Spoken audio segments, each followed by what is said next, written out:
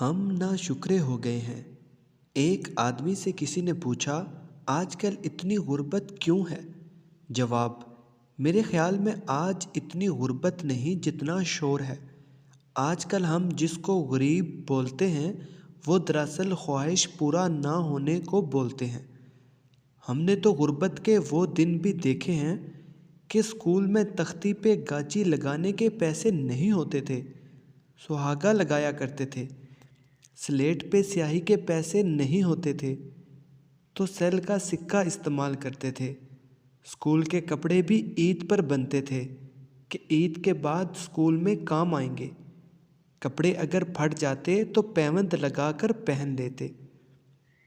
اگر کبھی عید پہ کپڑے لے لیتے تو سنبھال کے رکھتے، دوسری دفعہ بڑی عید پر دوبارہ وہی کپڑے پہنتے۔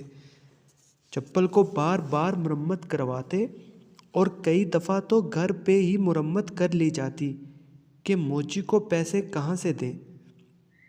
اسکول جاتے ہوئے روٹی اور اچار ساتھ لے جاتے کہ جب بھوک لگی تو کھا لیں گے۔ اب آپ بتائیں، آج کے دور میں کون ہے جو عید پہ نئے کپڑے نہیں لیتا؟ کون ہے جو پیوند لگا کر کپڑے پہنتا ہے؟ کون ہے جو اپنے جوتے خود مرمت کرتا ہے؟ کون ہے جو اسکول روٹی اور اچار لے کر جاتا ہے؟ نہیں نا، بہت کم ایسا ہوتا ہوگا۔ اس لیے وجہ یہ ہے کہ ہم اب ناشکرے ہو گئے ہیں۔ ایسا نہ کریں بلکہ اپنے رب کا شکر ادا کریں۔